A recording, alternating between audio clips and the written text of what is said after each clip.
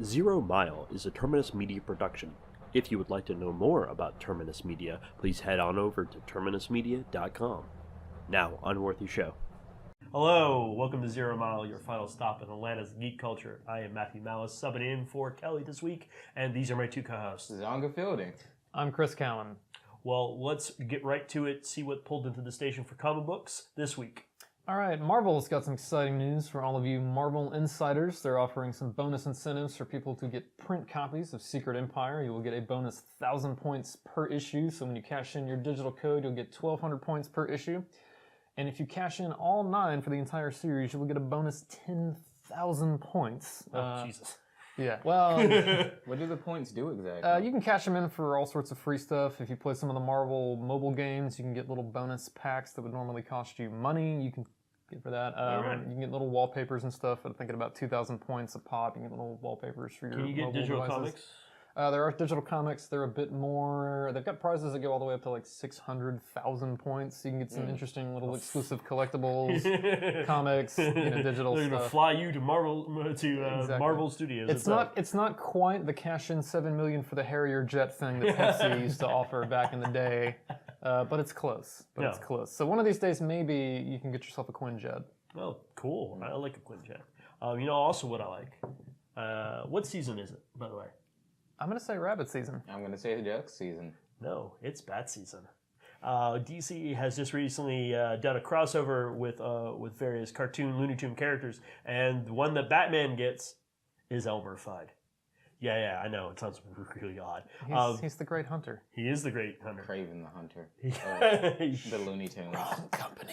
Basically, what's happened is this short synopsis is Elmer Fudd has found out about Bruce Wayne and his alter ego as Batman, and he has become obsessed with it, and he's going to hunt down the Batman, and hilarity will probably ensue from there. What if it's actually really dark and gritty? I actually would love it more if it was. I just want to see Elmer in his little like Wagner-esque like guy be like, kill the Batman, kill the Batman. He's got a paint mask. It's going to be written by Tom King, and that should be out on June 28th, is what it's tentatively released as. And that's what I got there. It's going to be fun. I'm just going to say fun. It's gonna be Bat Guano bonkers. Yes. Also, lastly on the docket, we have for comic book news, of course, the controversy with X-Men Gold. From what happened, the artist, penciler, what have you, had some really interesting messages, subliminal messages, in their comic. Yeah, they were literally, the art was encoded in specific things. Now, I don't think we should. You guys want to actually go into specifics, or you guys go with that? Yeah. I read up on this. So the artist Ardian Syaf he's Indonesian, so he inserted some commentary on the current political situation in Jakarta. Yep. The synopsis is essentially Jakarta has its first non-Muslim governor in 50 some odd years, and so there's a particular Quranic verse that, at least in the Indonesian translation, hints that non-Muslims should not hold positions of governorship over Muslims. So there's been so I think the governor has been brought up on blasphemy charges, and there's been protest marches. So the artist inserted a reference to the specific Quranic verse that is quoted. So Colossus is playing baseball with the X-Men. He's got this QS 551 thing. Yeah, it makes no sense to anyone who's not very familiar with that. Quran, Surah 5, verse 51. Yeah. There's a couple other things, and we'll go into great detail, but there's a couple other subtle messages here that he's not a particular fan of certain characters and their religious affiliations. And because of that, that has caused massive stir. Marvel has come out and say, we didn't know about it, we do not sign off on this, and things will be done to correct the issue from that point forward.